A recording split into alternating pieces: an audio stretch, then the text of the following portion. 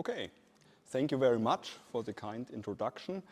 To be honest, it's the first time in years that I'm doing a talk like this, so bear with me when I'm a little bit nervous maybe, and if you don't understand me, let me know if I can improve it. So what I want to talk about today is confidential computing with OpenBSD, and maybe yesterday I changed my mind a little bit, and maybe we are talking about confidential computing with VMD actually.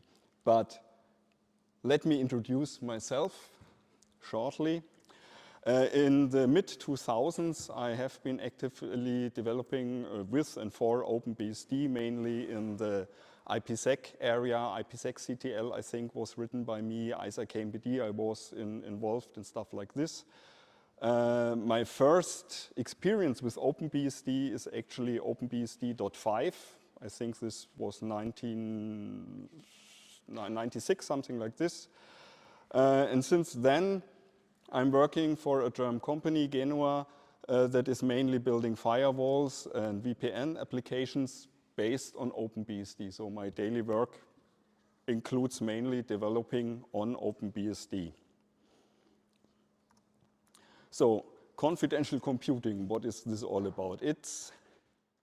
To me, it was a buzzword, to be honest. And some time ago, maybe last year, beginning of last year, at our company, at my day job, the term confidential computing kept popping up, people talking about it. So I got interested and was wondering what they are talking about. And I was hearing some claims like from customers that they want to work with confidential data in a public cloud. So public cloud, what does this mean? So to me, this means mainly something with VMs, virtual machines. And the problem that these people seem to have is that they want to work with sensitive data in an untrusted environment. You have a public cloud provider, and you sort of have to trust the cloud provider. And then on the other hand, there are people that provide VM service to customers or to projects to host their project on a virtual machine. And these people have a similar problem. If you want to use your SSH private key in that virtual machine, you sort of have to trust the hypervisor. You have to trust your VM hosting environment. And obviously, in that area, there's a supposed solution that is called confidential computing. And some slogan I read some time ago was something like this: turn public cloud into a private cloud. So this is a bold statement. And I started thinking about this. What do they mean? What does this mean? What do they want actually to achieve? So let's look at an untrusted environment. Everybody I think knows this. We have our hardware, we have an operating system running on top of our hardware, and do we see the mouse pointer? Yes, here it is. And we have some userland process running on top of the kernel. And we all know sort of the kernel has all the privileges. The kernel controls the resources, including the memory used by the userland application. Therefore, we have to trust the kernel because the kernel can peek into our userland application. And similar, the kernel provides some isolation between other userland processes. So we sort of hope, we should hope that we can be sure that one process is isolated from the other process, but nonetheless, both processes have to trust the kernel. And when things go severely wrong and the kernel has a bug, an evil application, of course, can trick the kernel into exposing information of the other process, including the memory of the process, including, for example, if this would be an SSH agent holding a private key, and if I can trick, due to bugs, the kernel into exposing these private keys, then the keys are gone. Now, with virtualization, we have sort of a similar situation. Now we have our hardware. On top of the hardware, a kernel is running, a hypervisor is running, and that is providing an environment where we can run our virtual machine. And now the situation is quite similar. The hypervisor is privileged. He controls all the hardware. He controls all the resources of the machine. And the hypervisor can peek into the memory, memory of the virtual machines running on top of the hypervisor. Again, the hypervisor provides some isolation between virtual machines, so they are separated, similar like the processes. And as we learned yesterday, OpenBSD and VMD using privilege separation to really make the chances really low that a bug in the hypervisor might allow, does not allow or reduces the risks of some guest exploiting bugs in the hypervisor to gain information about some other guest. So this would be the one scenario that VMs exploit each other, and the other thing is still we have to trust the hypervisor to not leak information about the virtual machines. And now in these untrusted environments, confidential computing seems to provide the claim that it's possible to protect the address, the memory used by the virtual machines by, for example, encryption, and therefore that the hypervisor does not need to be fully trusted anymore, because the hypervisor now only sees encrypted memory of the guest, and each guest has its own encryption keys. So even if one guest is able to look into whatever reason gains access to a page of another guest, he only will see the encrypted memory of that other guest. And this obviously needs, this needs some support. This needs some support by the hardware, because to get the hypervisor out of the loop, that the hypervisor is not trusted, all this encryption of the memory has to be done somehow. Has to be done somehow by the hardware. So to summarize, confidential computing makes these claims that it provides techniques to keep data confidential. This is a difficult word. Difficult word. To keep data confidential. I think that's what I want to say here. And that it also keeps the integrity of data. The data cannot be modified. And it also claims that it provides mechanisms to guarantee some integrity of code. Code that is working on the data shall not be modified somehow by some attacker, by the hypervisor, for example. So there are several levels, possible levels of isolation involved. The most fine-grained level might be something like isolation on function or library level. A little bit more coarse-grained, it is isolation on the level of a full application. And what we are looking, or what I started to look into, is this most coarse-grained level of isolation of a full virtual machine. So for example, with the application isolation, you might know that the Signal app on some iOS phones and Android, I think also, they use enclave technology to store the private keys used for the communication with Signal encrypted in that enclave. And only inside the enclave the keys are visible, outside they are not. So this is maybe on this function or application level isolation. And this is more about enclaves and stuff like this. What I started to look in is on the level of a virtual machine, which is a much larger thing than just an enclave. So as I mentioned before, this is not possible without support of the hardware. And hardware can provide many mechanisms to support this. One mechanism is runtime encryption, and that is the one what I am looking into in the context of the virtual machines. Other mechanisms are stuff like attestation. This is about to verify or to guarantee that your virtual machine and the code you're executing is a defined state, that you're actually running that operating system and that application you want to run and not something else that got modified by someone.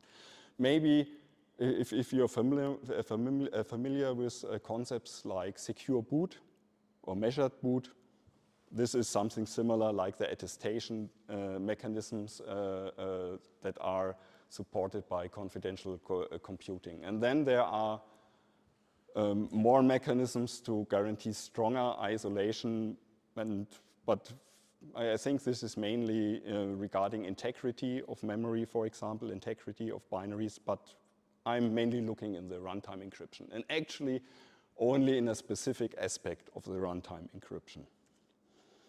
So,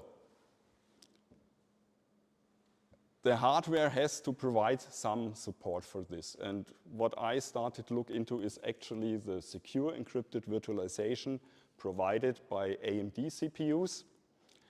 Intel has something similar, something different. They call it TDX. I think this is Trusted Device Execution Extensions, something like this.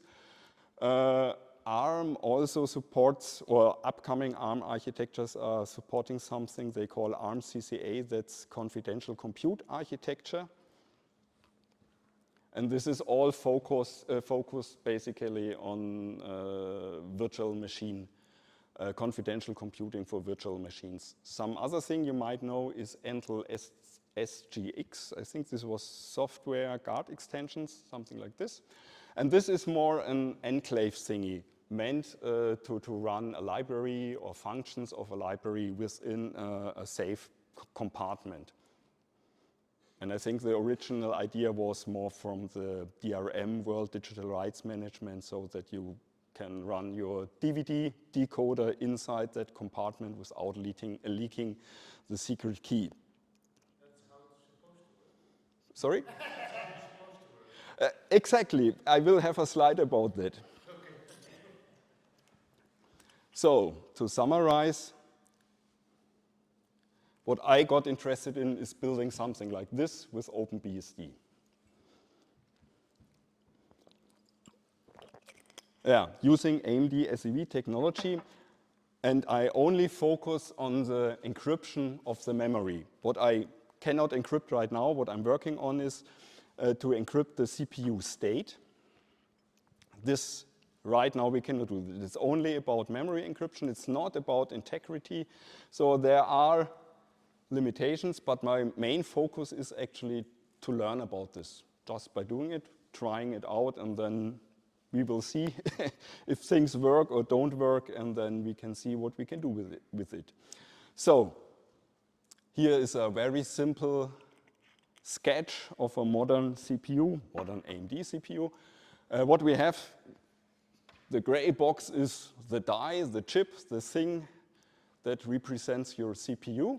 And within the CPU, we have multiple cores.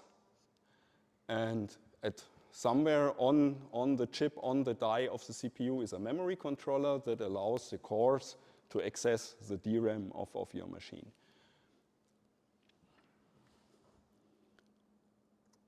And AMD, into this AMD hooked their framework, their technology for secure encrypted virtualization. What they did, they introduced a new component on the CPU chip, the so-called platform security processor, PSP. Maybe they call it now security processor, SP, I don't know. I'm using the name platform security processor and the short form PSP.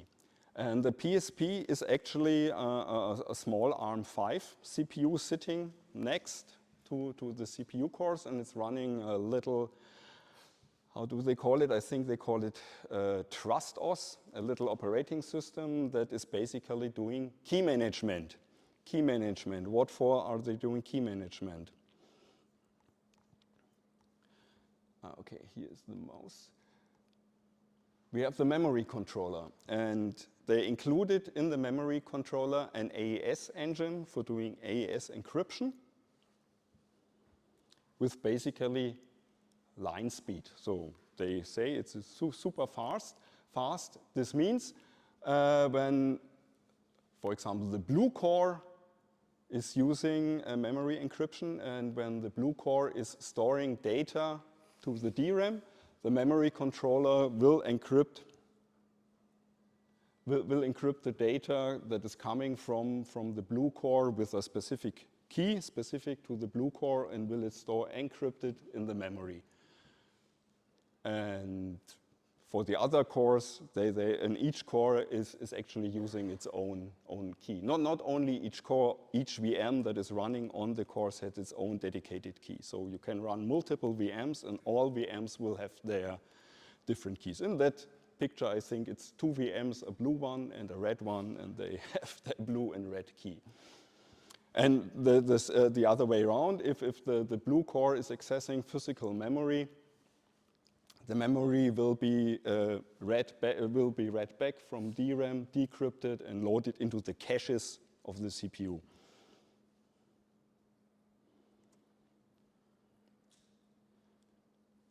So, and the key idea here is that the actual guest is controlling the encryption. What does this mean?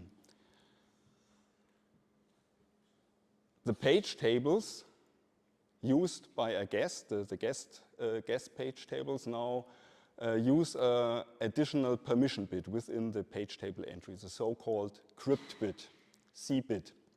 And with this bit, the guest can control whether data mapped by the guest page table is to be encrypted or not.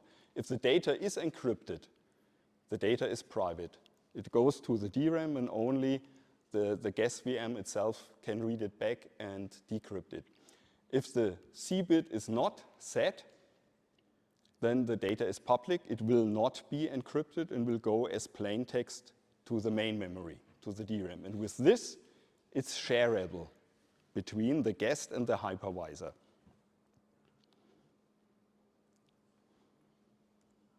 Yeah, and this is a sort of a departure from the original x86 security model, where now the privileges of the hypervisor, that is, or the operating system, is diminished, and the guest gains more privilege. This means, meaning the guest has a control and can decide whether to share data or not to share data, to encrypt data or keep it in plain text. And this is, I think this is a new concept they came up with. And how does this work? Now I need the mouse pointer again. Or maybe not. Here it is. Okay, what do we have here? Consider this example. We have our CPU. Just for simplicity, there's only a core. The other cores we do not care right now, and that core is executing a guest, the red guest that is identified in this table.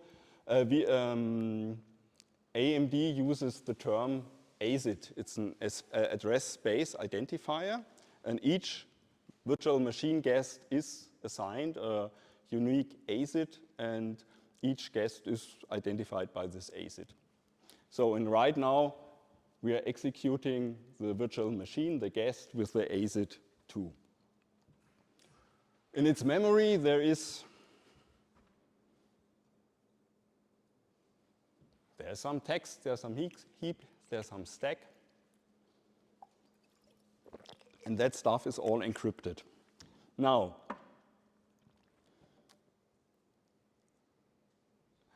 when the guest is accessing a virtual address because the guest is just running a normal OpenBSD. OpenBSD uses virtual memory, virtual addresses. So when the guest accesses a virtual address, this address needs to be translated from the virtual address to the guest physical address. AMD, and I think Intel also, they use something they call nested paging. This means the guest is maintaining its own page table. And this page table is also encrypted within the memory of the guest, so it's not visible to the hypervisor. And what the guest is doing, he's translating, or the CPU is by reading the guest page table, translating the virtual address to a guest physical address. And this guest physical address, again, is translated by a second page table, the nested page table, that is maintained by the hypervisor. And this hypervisor maintained page table is actually yielding the actual physical address. The actual physical address addressing some memory in our DRAM. The new thing now is about the script bit.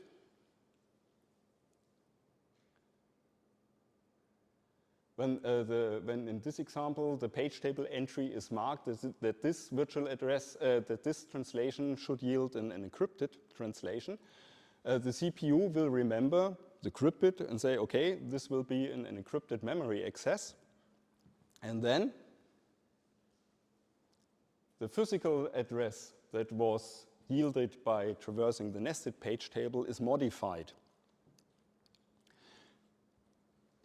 AMD decided to reduce the physical address space when you are using memory encryption. So actually, we always have 64 bits addresses, but AMD decided 10 years ago, that there will only be 52, I think. The upper 12 bits of the physical address are always 0. They will not be set. So we only have up to 52-bit of physical address space. In practical implementations, I think it's, if you buy a main board, then I think it's 44 bits, 45 bits, something like this. So you can put, I don't know, many terabyte DRAM into that machine. Now, when you're running with memory encryption, some of these bits are repurposed. Of the physical address bits, they are taken away, and they are now repurposed, one for setting the crypt bit. And in that picture, we have the crypt bit at the position 51, counting from 0, and this bit is now set because the page table, the guest page table, had the crypt bit set. So now basically it's forwarded into the actual physical address, and then here, and then also the ASID, the address space identifier that is identifying that particular VM, is also patched into the physical address. Here in my example,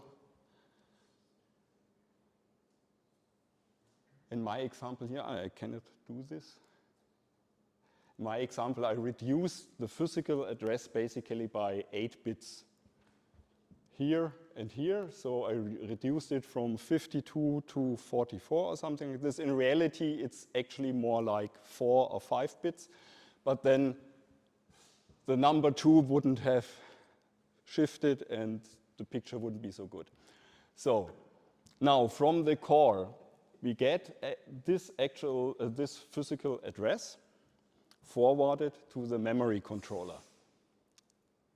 So, and the memory controller now realizes, okay, we are doing memory encryption here. So the bit 51 is set. This means this access must go through the encryption path. We have to, if it's a write to the memory, we have to encrypt the memory. If it's a read from memory, we have to decrypt it. And he also knows, okay, we are using the ASID2, so that's virtual machine number 2. And here we have a table, and that table is actually built by this PSP, by the platform security processor that generates the keys and stores such a table in the memory controller, and the memory controller look up, okay, for the AC2, we use that particular key. And now the memory controller can do the memory access and encrypt or decrypt the data. So, to make sure, within the core itself, the data is in plain text. In the cache, in the memory, and in the level 2, level 1 cache, all the data is in plain text and is sent in plain text to the memory controller, and from the memory controller leaving the CPU, leaving the component CPU, to the main board, to the DRAM, the data is encrypted. So on this path, we always see the encrypted data. Within the CPU itself, it's not. Another thing that is not encrypted with this technology is the actual CPU state. Somewhere in the CPU, we have the registers, the instruction pointer, stack pointer, the flags, and these are also not encrypted. So at some point, the hypervisor, when the guest stops and is exited and the hypervisor takes over, the hypervisor sees the actual CPU state. So the hypervisor knows the instruction pointer, the stack pointer, the flags, and so on. And if you consider using AES and I, for example, hardware encryption instructions of the CPU, the AES key used for the encryption is stored in the floating point unit in the FPU, because the AES and E is implemented basically by the FPU, by the floating point unit. So when the guest exits and the hypervisor takes over, the hypervisor also can see the FPU state. This means if you're doing AES and I, then the hypervisor still can see your AES key that you are using. And if you're doing IPsec, for example, then I'd like to take questions afterwards, okay? So, and then I think this needs to be remembered. The CPU state is not encrypted right now with this basic SEV technology. So that are some of the limitations I came along. The CPU state is not encrypted. Right now, there's also no integrity protection, and this attestation also has some limitations. AMD provides further levels of this technology. SEV-ES, that's encrypted state, that is all about encrypting the CPU state. But this is the next level. I'm working on this, but it still needs to be done. And then there's also a next level that is called SEV-S&P, Secure Nested Paging, that provides more integrity. And we had a comment about the security. So there is a bunch of, I think these CVEs are quite recent. So if you don't update your firmware, your VMs will leak memory and you can decrypt stuff.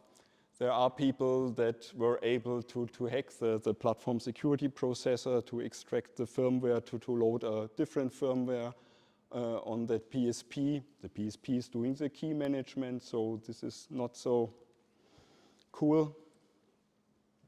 But right now, I do not care about this because I want to figure the things out, and I hope in 10 years all these bugs are fixed by AMD. And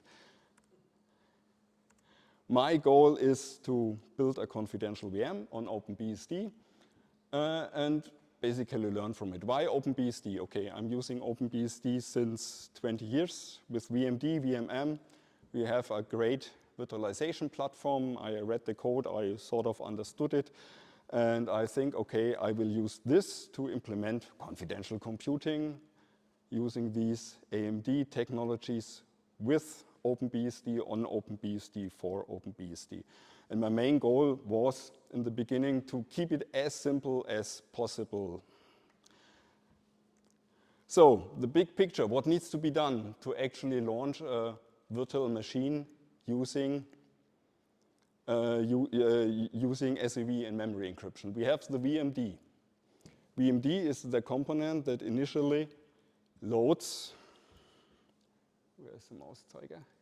Here. That initially loads the kernel image into the guests into the guest address space, along with some stack, along with a page table. Then VMD builds the CPU register state.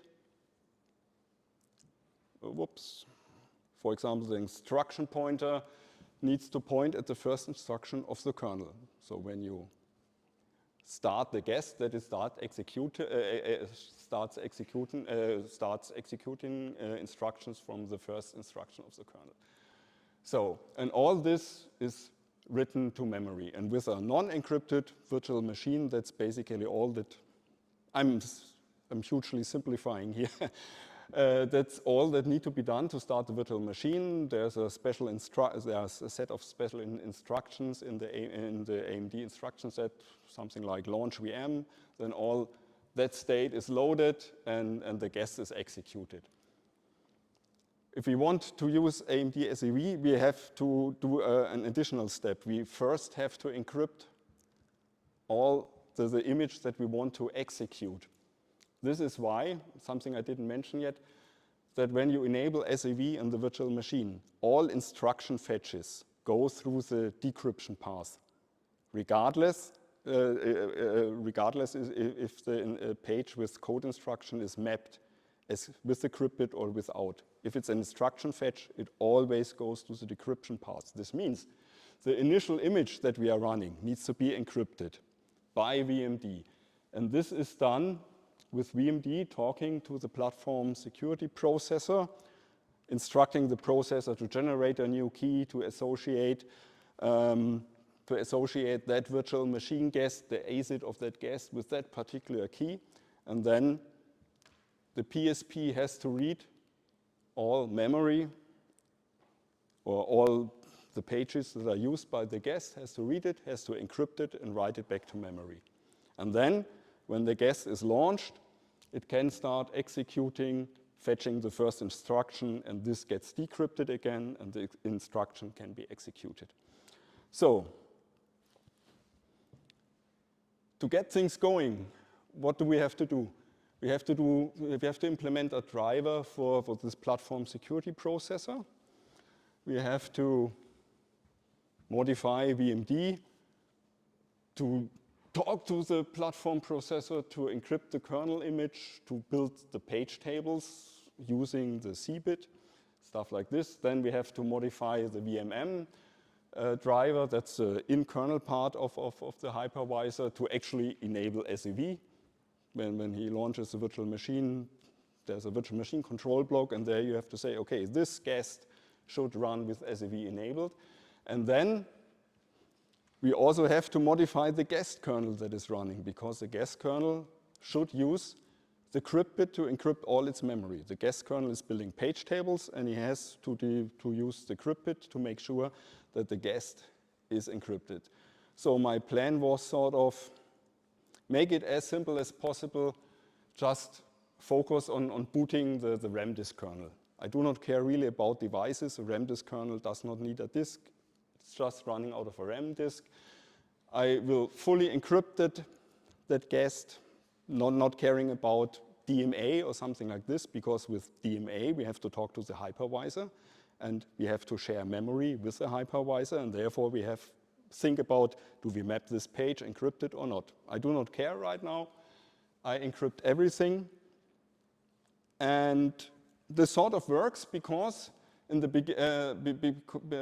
because the main hardware components that need to be emulated by a PC platform that is emulated by VMD is a handful of chips: timer chip, real-time clock, interrupt controller, and the serial console. That one is interesting for me because I want to see something. So if we can access the serial console, then I see something and I'm not blind.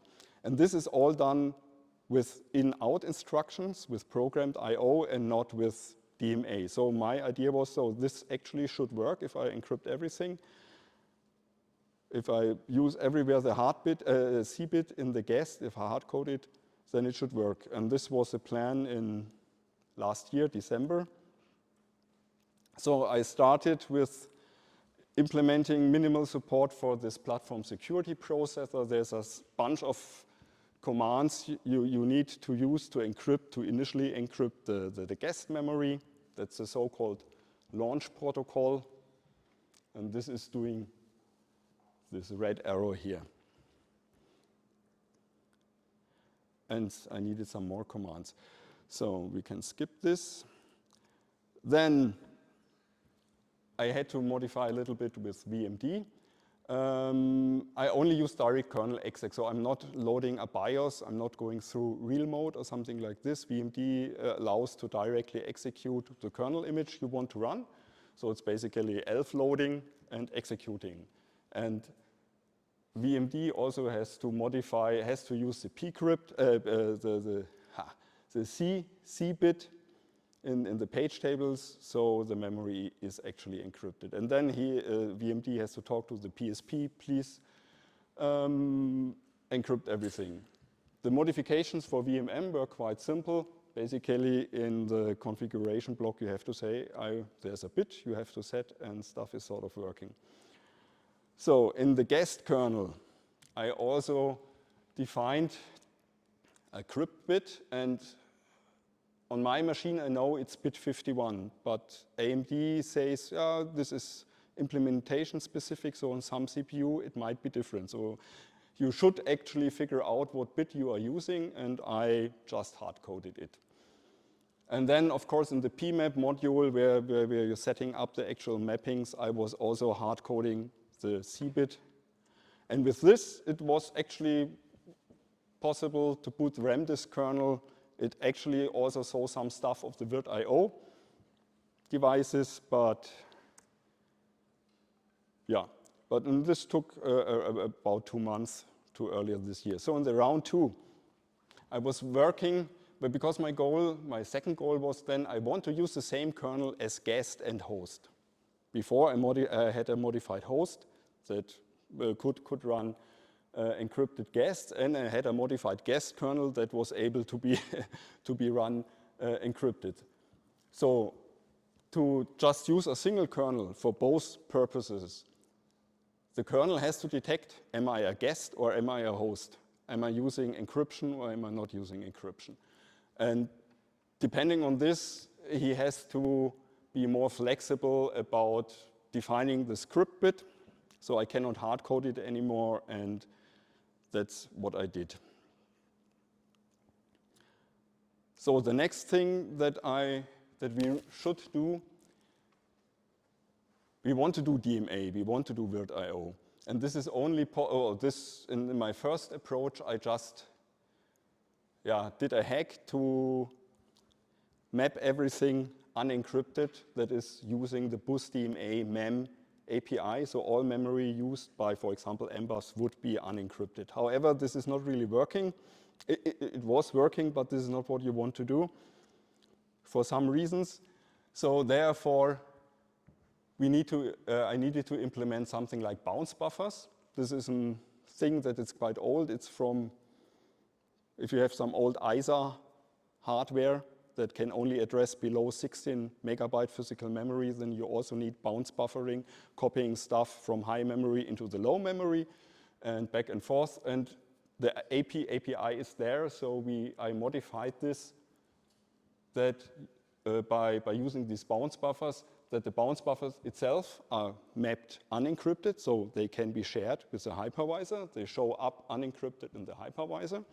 And the BusDMA API provides a function that is called BusDMA map sync or something like this, that is actually doing the copying. On the original PC platform, it doesn't need to do anything, this sync function. On, for example, on some other platforms like Spark, it is needed to implement flushing of caches and stuff like this. So the hardware is DMAing into memory, and before accessing that memory, caches needs to be flushed. Or the other way around, when the CPU writes stuff to the memory, and before the hardware can access its caches, needs to be flushed. And this is implemented by the sync AP, and I am using it in a similar way just for copying back and forth between the encrypted and non-encrypted memory. And with this, We can skip this. We can skip this. Yeah. And with this, it was basically possible to just use virtio. And then there are some optimizations I want to skip. So now, earlier this year in May, I got this sort of finished, and now I could use the same kernel as guest, as host, and the confidential VM was sort of working, almost, because there were bugs in the VIO, 5 minutes, thank you. And in the VIO block, I got crashes when doing a build. Nonetheless, I mailed a diff out because we are doing open source. So it's important to get people involved. I showed the diff around. And a colleague of mine, Stefan Fritsch, did some debugging in the virtio, and we got these crashes fixed. Alexander Blum was doing testing and debugging of this DMA bounce buffer stuff that I did.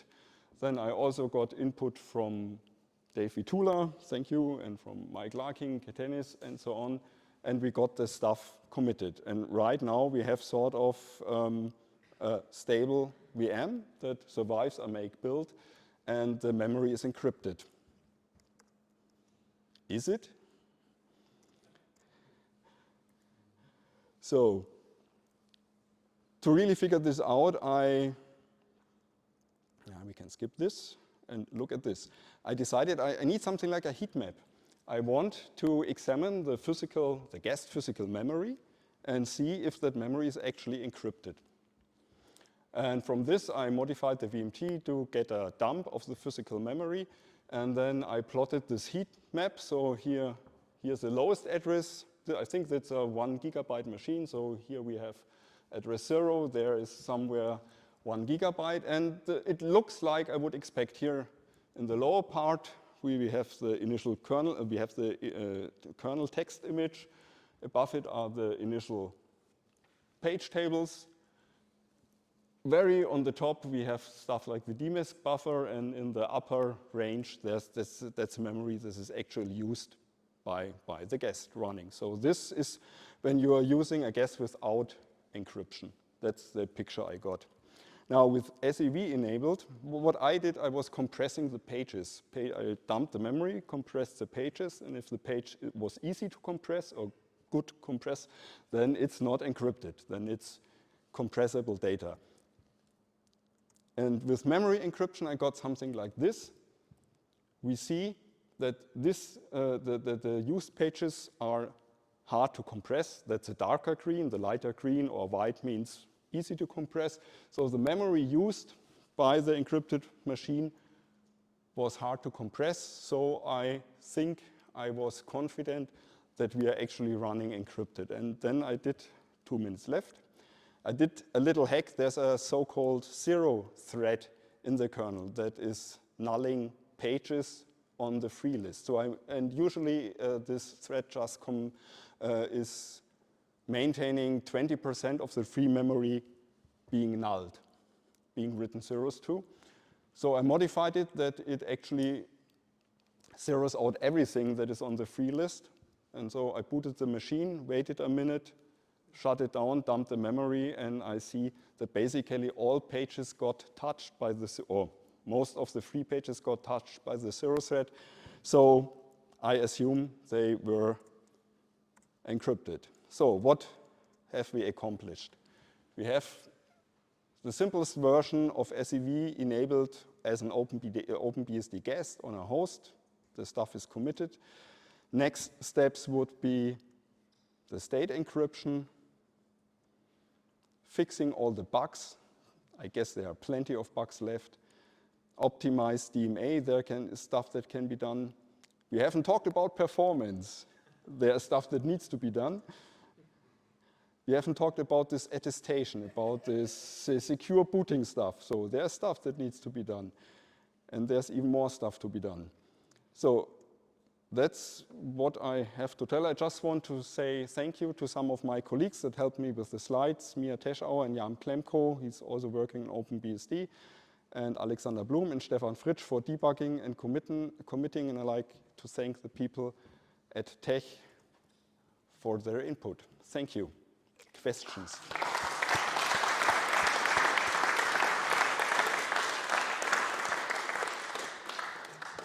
There's room for a couple of questions, so.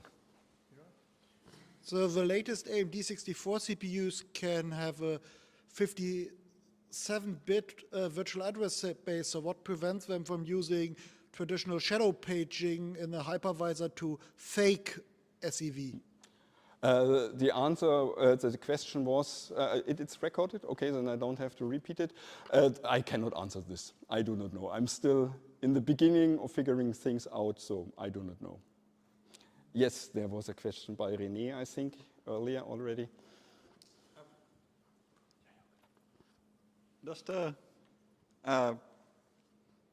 is the cache memory of the CPUs also encrypted? No, the question was if the cache memory is encrypted. No, in cache we have plain text. And only going out to the DRAM, leaving the CPU, the die, that stuff is encrypted. So I hope, also if you think about stuff like Spectre Meltdown, I don't think this will help with encryption. Is this the first open source hypervisor that? No. With Linux, you have KVM and QEMU that they can do this. They already do this. They already do this. Thank you.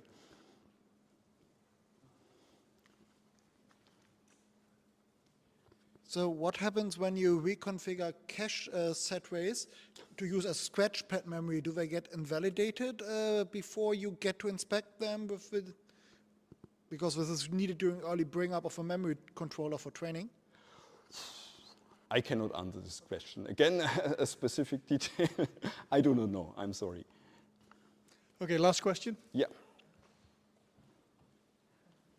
You touched on performance at the last point in the slides. So what is the overhead of encryption? That's a good question. So AMD says it's 1% or something like this regarding the memory access. And as far as I know, they're encrypting anyway the memory. If you do not configure anything, then they put in a random key. And so it's easy to say there's no penalty when you use encryption because you're using. I might be wrong here. If someone from AMD has some here in the room has details, let me know. And with regarding Alexander Blum is doing some tests and the performance is degraded, I would say. Is it horrible? No, but it's not good. It's mainly the bounce buffers. Yeah. So I don't test this encryption thingy. I just enable the bounce buffers. Yeah. And that, of course. Thank you. So I haven't tested. I didn't put the encryption machine in my automated test setup yet, but I have added a thing that I can just set a flag to force bounce buffering, even on a non-encrypted thing. So that helps a lot to find bugs in the drivers. If there's some BoostDMI sync missing, and with that alone, I get a decent performance degradation, like 30%, 50%. And there's room for optimization, but we will see next year. Okay. Thank you very much. Thanks again.